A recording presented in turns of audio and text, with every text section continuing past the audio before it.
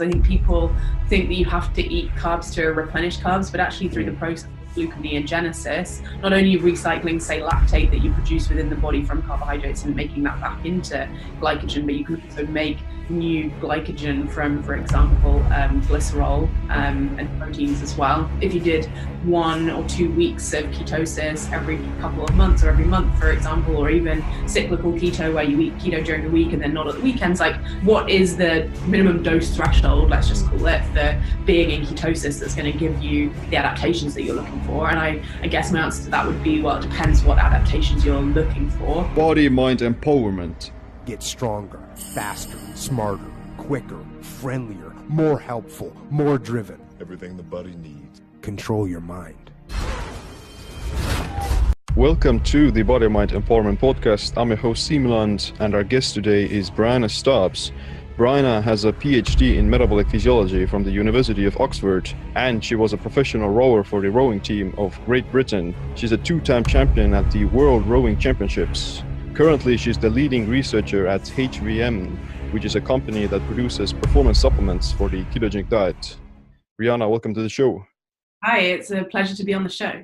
Yeah, it is, and we met at the Metabolic Health Summit as well a few weeks ago. And yeah, it's a great meeting. It's great to see people from basic science background, company backgrounds, and just so many people who have had great experiences doing a lot of self-experimentation with the ketogenic diet or intermittent fasting coming together. And I've been to a lot of science meetings before, and the type of discussion at the Metabolic Health Summit was so different because there's this immediately obvious impact from the people there who have actually had their lives changed by following this kind of diet. So it was a really cool meeting, and cool to link up there.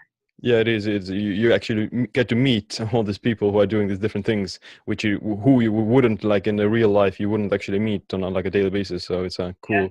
It's funny. I get way more starstruck by scientists than I do by sports people or because I am reading their papers all the time, and you spend a lot of time thinking, wow, these people are so clever, and then you get to meet them in person and ask them your questions. So I'd really recommend to anyone going to a meeting like that if they get a chance. Yeah, for sure. And speaking of interesting backgrounds, then your own background is also very interesting and very fascinating. So can you talk about how did you get into the field of performance enhancement?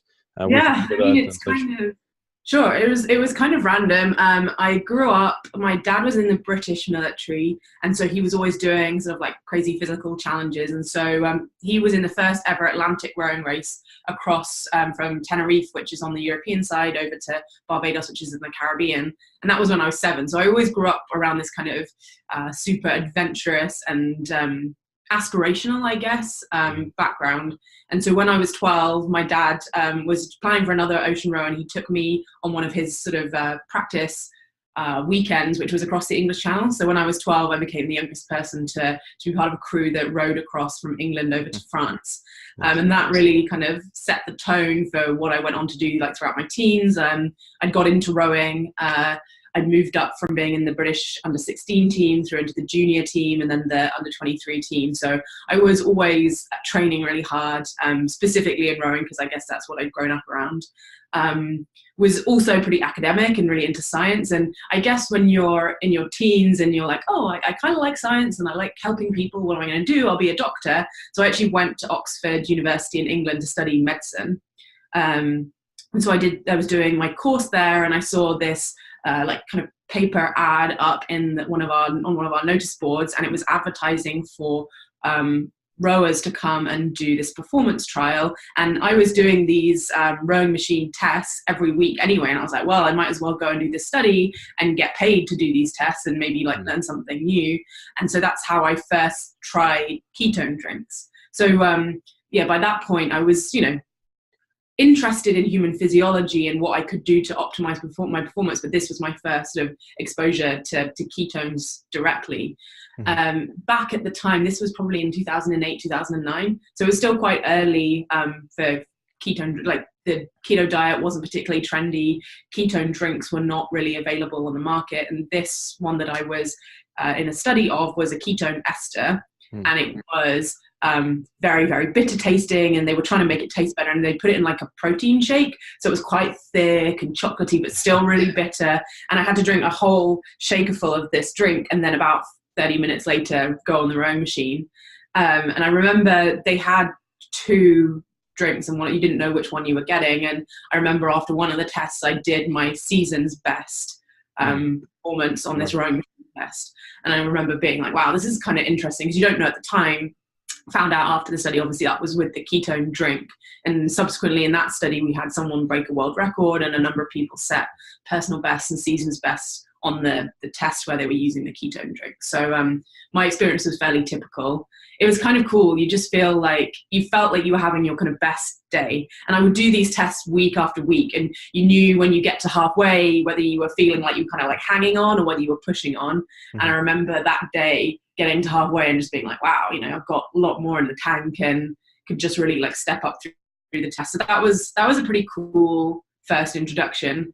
And so I had to, as part of my medical training, do a little bit of research. And so I got back in touch with the people who were running those experiments, and I was like, can I come and be an intern in the lab for a little bit of time? And they said yes, and that was my first involvement sort of on the other end of the needle, as it were, rather than being a participant actually helping to run the experiments. And so then as I was finishing up my first part of my medical training, my rowing was also going really well. I won the under 23 world rowing championship. So I was a world championship at age group level, and the senior team had invited me to come and train on some of their training camps. And so I really wanted to be able to pursue that. But I knew that when I started the next phase of my medical training, I'd be in hospitals and maybe doing like some late nights, or I'd be in different locations around, not in Oxford. So it'd be difficult for me to train. And so I asked if I could push back that for 1 year just to see if I could make it in the senior team.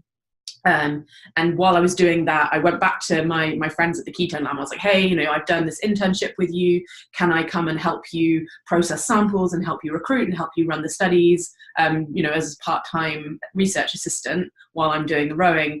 And they said yes. And that was what ended up that was what kicked off me ending up doing my PhD, because the rowing continued to go well. I was got onto the senior team and represented Great Britain for 3 consecutive years, silver and a gold medal, and then was also able to do my PhD at the same time. Because when you're doing a PhD, you can set your own hours a little bit, and it's a bit more flexible. So that's kind of the story of how I ended up in the space, and I ended up with my PhD and with some rowing medals. But then it was, again, more great luck and great timing, I guess, was just as I was finishing my PhD, the company here in San Francisco, HVMN, was making a partnership with my research advisor, Professor Kieran Clark. And she was one of the co-inventors of this ketone ester, and she could say who she wanted to bring it to market. And so the company here managed to make a good partnership with her, and then they needed someone to come along and be kind of an expert on the ground. And so that's when I made the move over to the States. And since then, I retired from rowing, which it was after a bit of time, I guess I was ready to take a step back there. But now I do Ironman triathlon, so I still keep pretty fit. And with HVMN, I am sort of responsible for directing and forming collaborations with researchers who are interested in using the ketone drink. So I have a big focus on human performance and resilience, with a sort of specific interest in the military. We work with the Department of Defense, looking to see how ketones might help performance in extreme environments. Well, yeah, that is like really crazy story, or a huge journey, and I know. it's funny to see that you got into the field kind of based upon like your own personal experience. Like you mentioned that you did the rowing test without knowing like how do the ketones affect your performance, and you saw like an improvement. So it is quite interesting that you kind of got bit by the bug or something like that, and kind of went into the rabbit hole. But were you following like a ketogenic diet back then, or did you kind of start it after that?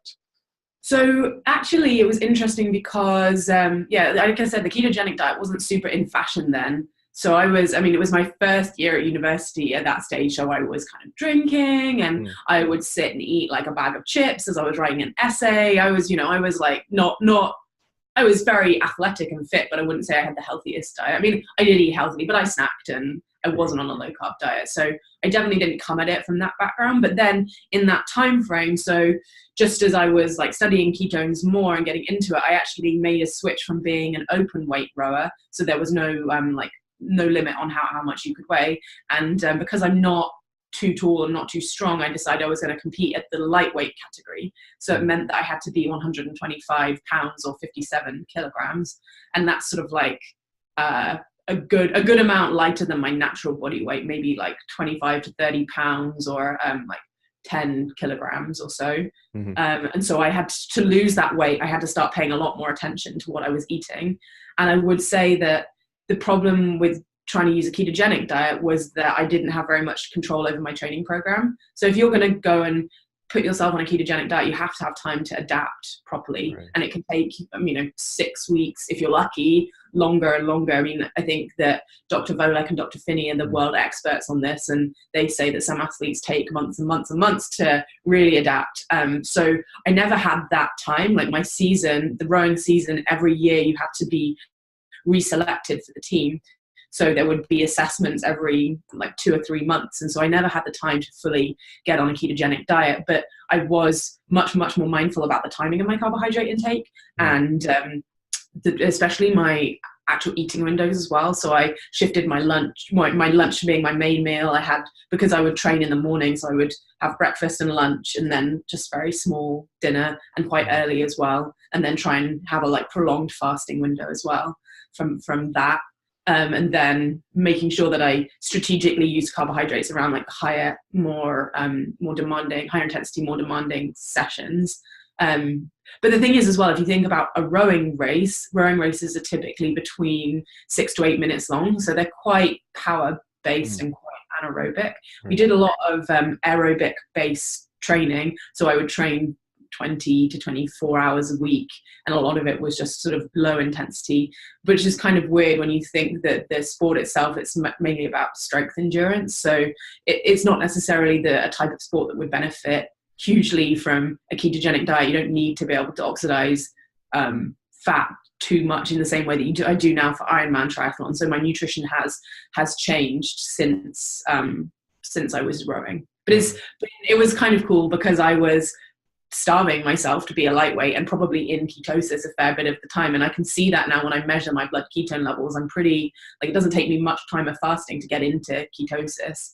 I think in that period of time where I was cutting down weight and getting down to like 10% body fat, I really did end up programming myself to be quite metabolically flexible without necessarily being on a ketogenic diet. Yeah, I totally agree that it does take like a longer bit of time to become more keto adapted, and like you said, that the longer you do it, then that's gonna be more pronounced in the sense that the body mitochondria will become like more efficient at using ketones and fatty acids for fuel. And also like I'd also like to think that you don't necessarily need to be like on a keto diet consistently all the time to reap the benefits of the keto adaptation. You just have to kind of build up the mitochondrial density with like time restricted eating, with keto dieting and doing some sort of exercise. So yeah, the metabolic flexibility is still like the best part of even like improving the glycolytic exercise, like sprinting and like those rowing. So I think that although you weren't like in keto all the time, it's the kind of periods of lower carb intake and such, they did help to kind of become even like more better at that like anaerobic rowing. Yeah. I was at a science meeting yesterday and I was talking to a group of scientists who are looking at cell senescence. And so you can take a drug and it will kill off senescent cells. And they were saying, and I think this is a problem that applies to the ketogenic diet as well, that they don't really know how long you need to do the intervention to get the maximum benefit. So do you need to take the senolytic every day for the rest of your life? Or do you just need to take it one day a year? Or do you need to take it every month? Like for the ketogenic diet, just like you were just saying, is a period of ketosis of, if you did 1 or 2 weeks of ketosis every couple of months or every month, for example, or even cyclical keto where you eat keto during the week and then not at the weekends, like what is the minimum dose threshold, let's just call it, for being in ketosis that's going to give you the adaptations that you're looking for? And I guess my answer to that would be, well, it depends what adaptations you're looking for, because there's some studies that have looked at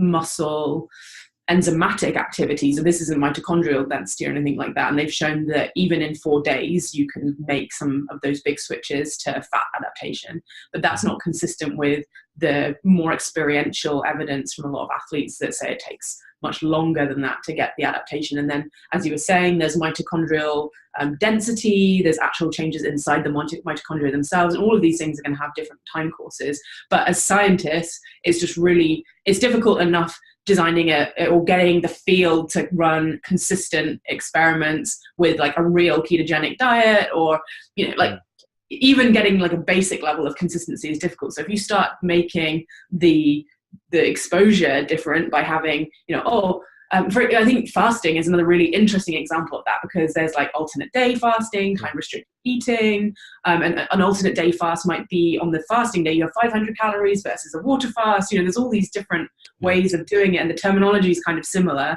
So the minute we have a term like cyclical keto or periodic keto or something like that, it's so vague that there's going to be a lot of different ways of doing it. So I think that you're right. And I think that the truth is that you can probably drop in periods of exposure to anything and get some benefit. You probably don't need to be on it all the time, but we just don't, there's very little good evidence. And so that's why I think self-experimentation is kind of interesting, because you can work out what works for yourself. Yeah, I think that there's this, group of words that can describe it, which is it's context dependent, and it's always going to vary based upon the individual, what kind of a diet do they have, and what's their metabolic status, are they insulin resistant, or are they a high level athlete. So it's very context dependent. And in the studies themselves, there's a lot of misconceptions, or not misconceptions, but let's say misterminology, if that's the good way of putting it. Time restricted eating, intermittent fasting, alternative fasting, extended fasting, as well as low carb diets and ketogenic diets, they are very different, and there's going to be a different degree of effect as well, or the different type of results. So even in mainstream nutrition advice, a low carb diet is already something that's lower than 50% of your daily calories coming from carbs, which isn't actually a low carb. I would say that's a nearly moderate to high carb diet even. So it's definitely very, very context dependent. Yeah, and it's just perpetuated, because it's not even just a problem in science. It's perpetuated by bloggers and information services that are not particularly nuanced. And one term that, and I hope you'll let me take the opportunity to clarify one of my personal bugbears. I feel like a lot of people use the word ketosis, what I would consider wrong, because I think it's kind of a confusing term, especially when you have exogenous ketones in the mix as well. So yeah, people think that exogenous ketones don't get you into real ketosis because they conflate the process of ketogenesis and ketosis.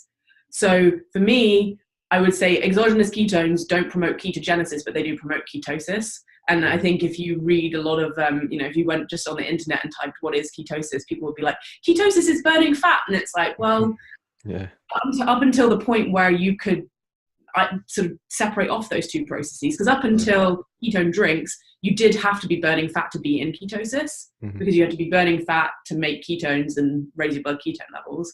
But now it's you can have elevated ketone levers, and it doesn't have anything to do with burning fat or making ketones. You can just have, it's like hyperglycemia. It's just hyperketonemia is probably a more descriptive term.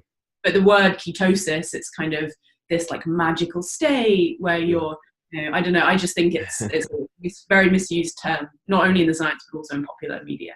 Yeah, definitely. You don't need to be in ketosis to burn fat. But the same way that you don't need to necessarily have elevated levels of ketones to be keto adapted, so to say, that you accidentally eat a bit of more carbs, which will knock you out of ketosis, but you won't necessarily lose your keto adaptation. You can simply resume and go back into ketosis after a few hours. So there's definitely misinterpretations of these terms, and people use them quite out of context. Yeah, so I think that's a personal, I think it's important to keep having the discussion around what we actually mean with the words, and then maybe, maybe my definition or the definition that I'm applying here is not the one that will stick. But I think it's the responsibility of the people who are writing the scientific literature and making presentations and stuff to try and like clarify people around like what is a ketogenic diet, what is ketosis, and then everyone can use the terms correctly. Yeah, for sure. Maybe let's go back to the performance side. So you have like a background in rowing, but what kind of sports would you say are like best for keto diet? So, I mean, again, this is going to be different with keto diets and ketone drinks. So for keto dieting, it really depends, I think, on the athlete. So, I mean, like the stock answer is the longer the event that you're competing in, the more likely you are to be able to benefit from keto adaptation. So typically, I mean, you'd probably be saying a minimum of a marathon, I guess, or maybe something like Grand Tour cycling or something like that. You're going to start to be benefiting from keto adaptation. Although I do see the point of people who say that at the most elite level, even in the marathon and multi-day cycling races, you still need to have some degree of carbohydrate metabolism going on to just meet and sustain the needs, the rate of ATP production for that kind of sport, because these people they're putting out is not even the amount of energy over the day, which could be met with fat, it's the rate. And I think this is something that people kind of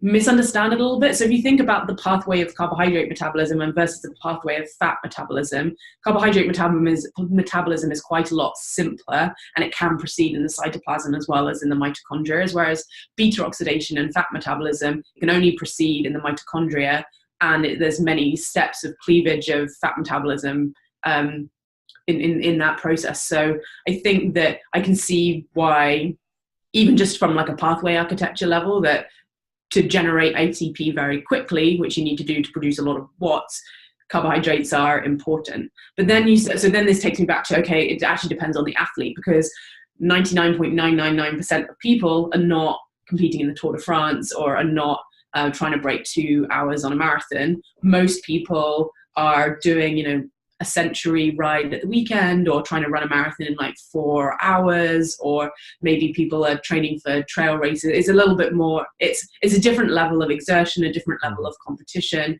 that applies to most of the rest of us, even if we're competing seriously.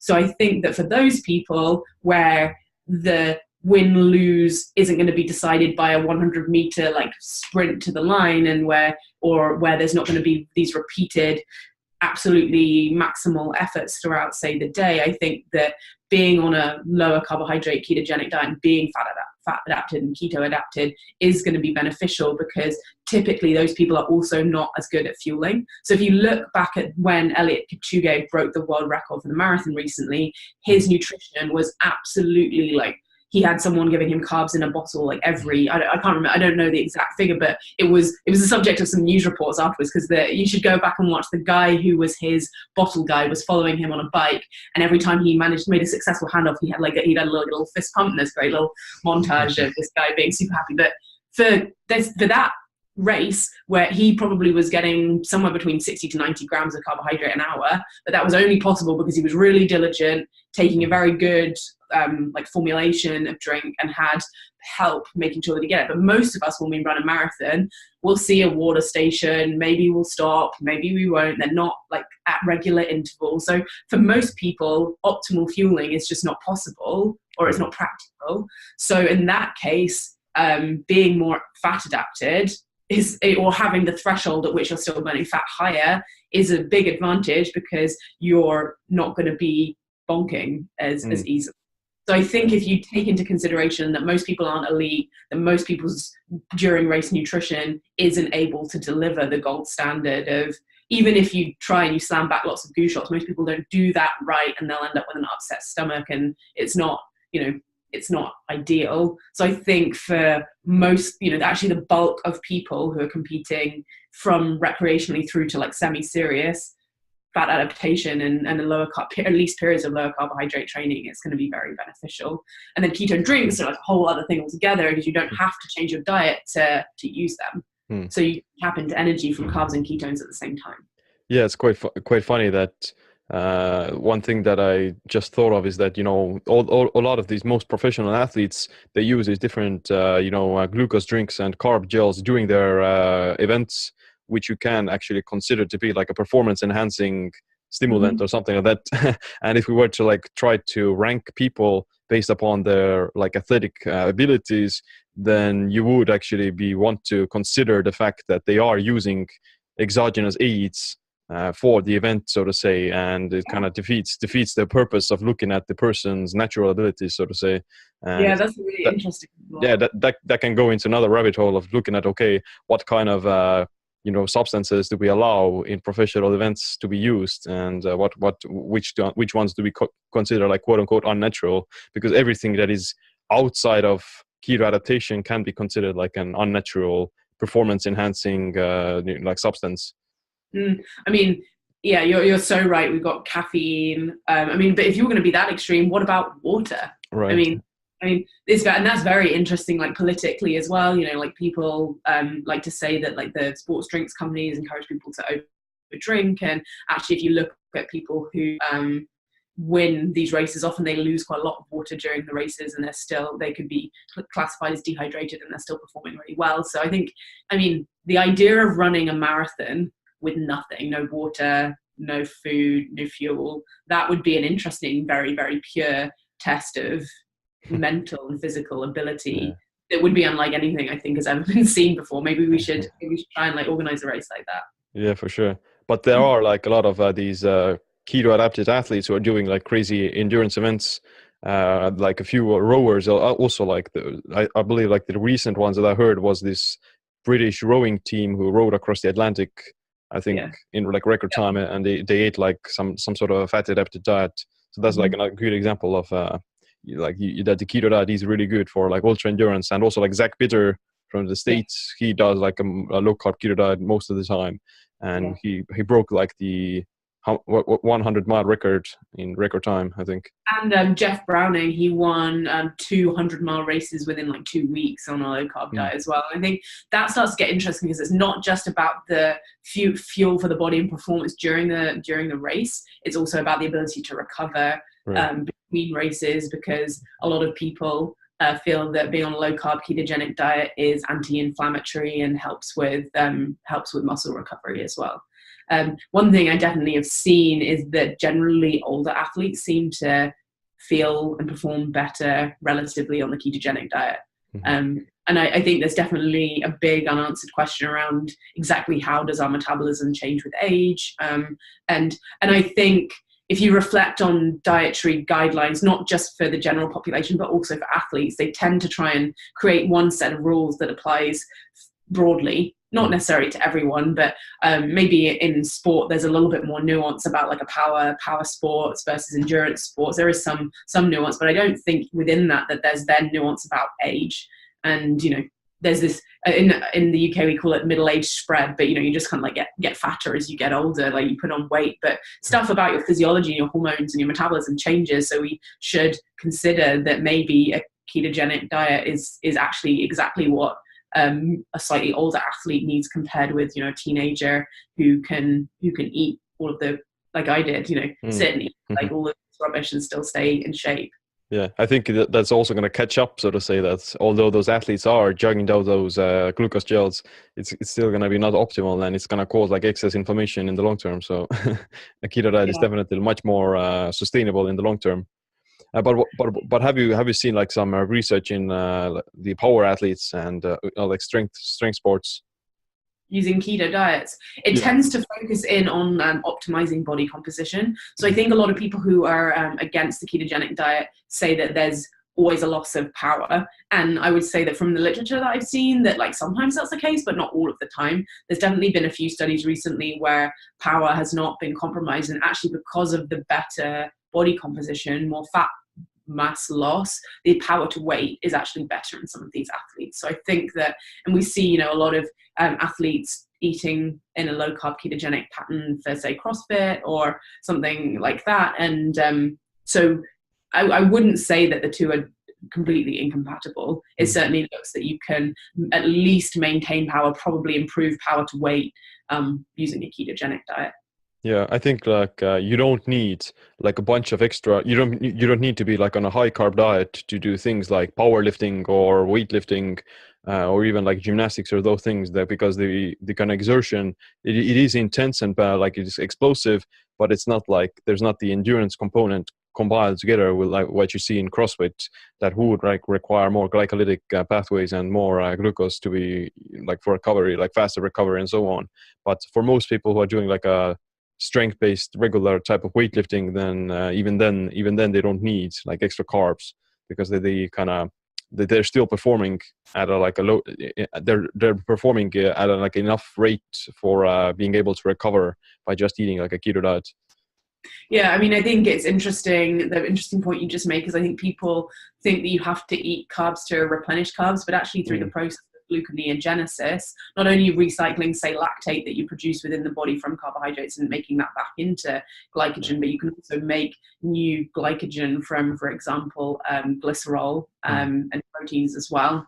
At the meeting that you and I were at, the Metabolic Health Summit, Dr. Volek made an excellent couple of slides about husky dogs and how that they would eat like all meat diet and run for tens of hundreds of miles a day, and still maintain their glycogen levels because of this ability to make glycogen from other and carbohydrate from other substrates. So I think firstly, one thing is that a ketogenic diet is not a zero carb diet. There is always unless you're on like carnivore, if you're eating some kind of like leafy greens or there's small amounts of carbohydrate in anything. So you're typically getting some carbohydrate, and then I think you don't even need to eat anything to replenish your glycogen. Like even just by fasting, you can still convert your body fat and into like glycogen by converting that glycerol into glycogen through gluconeogenesis. So it's not going to be optimal though. It's not going to help. It's not going to recover very quickly. So I think there's a balance. You definitely don't need for muscle protein synthesis. You don't need carbohydrate. You need branched chain amino acids, particularly leucine, to trigger that response. So proteins, if you want to get stronger, protein is always going to be more important. And there's not from